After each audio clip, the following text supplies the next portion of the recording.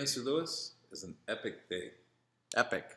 This is video number 87. Is it? I didn't put it in there. Sorry. Oh, Yeah, okay. I was going to guess 86. No, you're right. It's 87. All right. The Central Limit Theorem.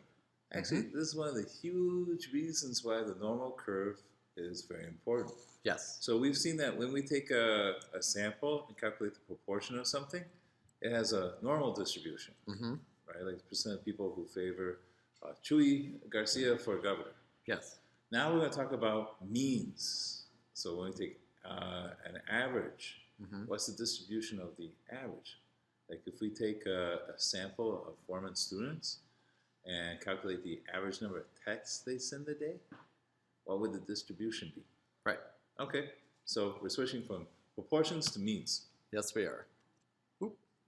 And right here, what is the Central Limit Theorem? That is the question, Mr. Lewis. What you got? Central Limit Theorem is the mean of a random sample has a sampling distribution whose shape can be approximated by the normal model. Wait, take a second. Go. Yep. Normal model? Okay. And the larger the sample, the better the approximation. So this actually works better the larger the sample gets.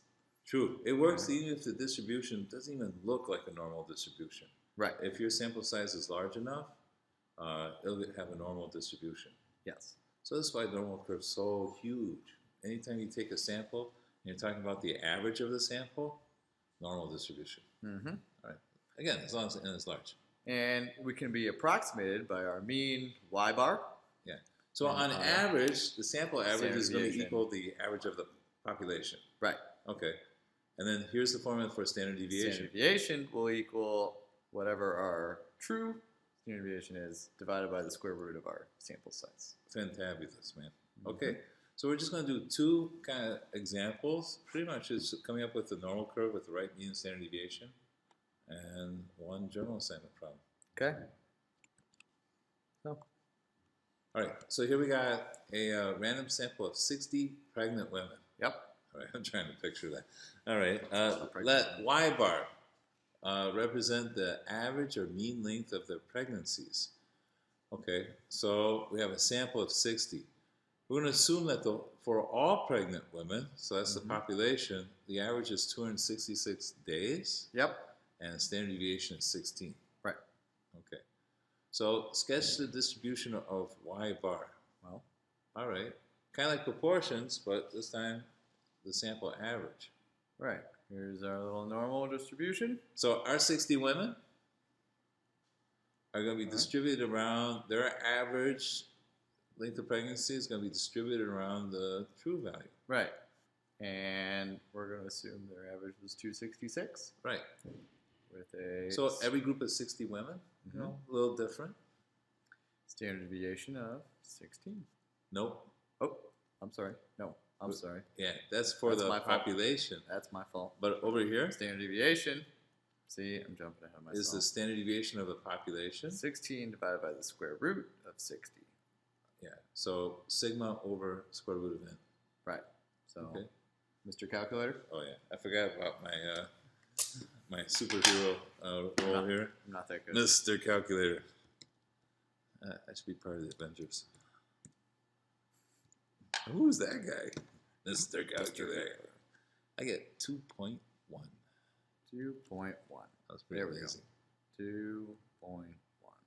Okay, so you notice that the distribution of the average for these women has the same mean as the population, but smaller standard deviation. Yes. The standard deviation of the population 16, our 60 women, their average is going to be have only a standard deviation of 2.1. Okay, so B. All right, what's the probability that the average duration would be less than 260 days? So the average of all 60 women. Yes. Okay.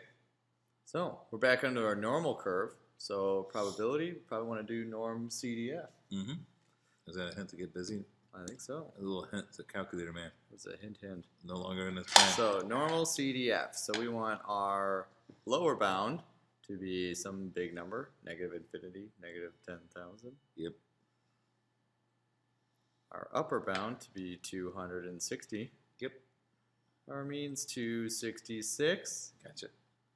And our standard deviation is now 2.1. Mr. Lewis. What's our probability? 0.2%. Very unlikely that all those 60 women are going to be delivered 6 days early. 0.2%. Yeah, so the average for the 60 women, it'd be hard for the average to be less than 6 days early. Yes. On average, that's not going to happen too often. No. 60 women deliver 6 days early.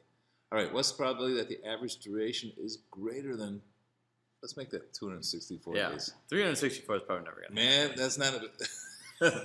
I'm sorry, lady, that's not a baby. I don't know what that is. 264 days. So, yeah. Normal CDF. We get, oh, sorry. I even started to write 3 again. 264, 10,000. I think normal CDF is broken. 266,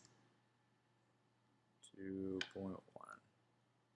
Normal CDS is broken? Yeah. Wait a minute. Something's really weird here.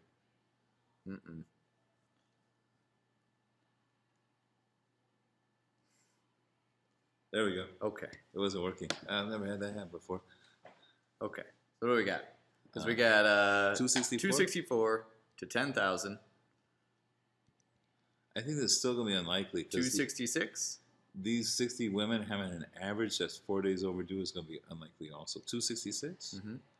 Got you. And 2.1. It is what? Greater than. All right. Oh, yeah. Greater than, so we have to do 1 minus. Oh, no. No, we don't. 264 upper 10,000? Yeah, because the 264 the is below the mean. We're including, because we're down here, we're including all this. Okay. All right. My bad. I thought it was 4 days overdue. No. So we got 83%. I'm like, okay. What? So I'm sorry, my bad. They're not 4 days overdue. 83. That would still be early. So that's the probability that they're 2 days early or more. Or later. Okay. All right, 83%. Sorry about that. No problem. All right, rainfall. We all make mistakes. Yeah. Statistics from Cornell indicate that Ithaca, New York gets an average of 35.4 inches of rain each year, with a standard deviation of 4.2 inches. Assume the normal model applies. Yeah, hopefully we can get through this before a giant load of freshmen come in here. Let's pause it real quick.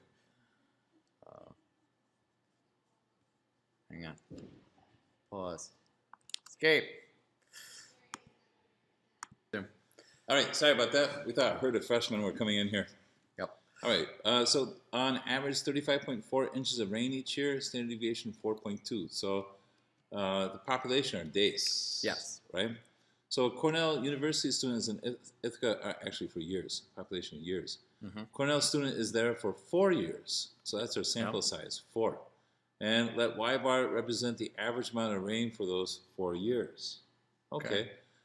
Describe the sampling distribution. So it's going to be centered around 35.4 because that's the average amount of rainfall for each year. Right. So here's our normal model. Yeah. So his average is going to be centered around the true value, which is 35.4. All right. Now, just kind of like proportions, there's a formula for the standard deviation of the average. Mm-hmm.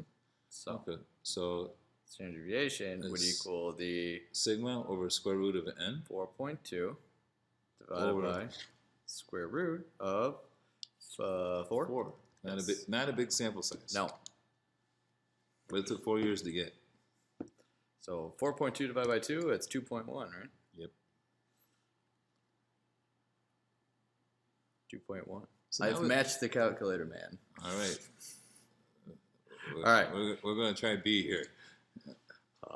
Okay, so here we follow our normal CDF. Yes. To find our probability. You're going to need calculator, man. Again. Yeah, this I'm not going to be able to do. Okay, so average less than 30 inches of rain. So I want negative, some big number, 10,000, all right, to 30, from our mean of 35.4. And the standard deviation that we found was 2.1. It is 0.5%. 0.5%. because 30 inches is pretty far under the mean. So to have 4 Yeah, years and their average to be, what was it, 5 inches less than the normal average, Mm-hmm. that's pretty unlikely. Right.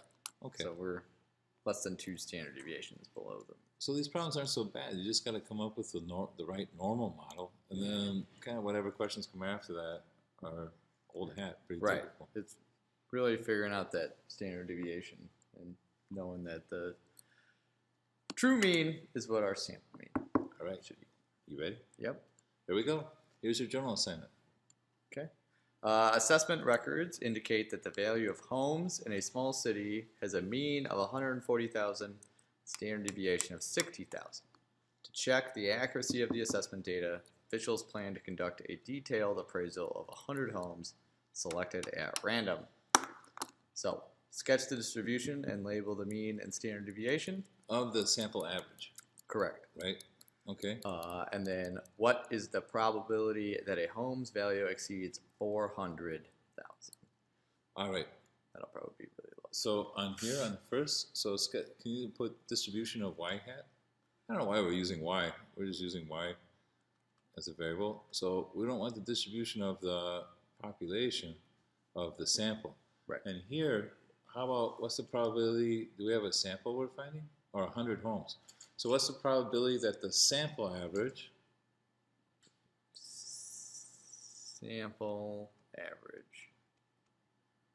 exceeds, no, 400,000 is kind of extreme. It is. How about 145,000? Sorry about that. Well, I mean, you can find 400,000. It'll just be a low number. It's 0. So very close to 0. All right, so we got A, sketch the distribution of the sample average, y bar, and then B, use that distribution to answer that question. Okay? Mm-hmm. All right, we got this.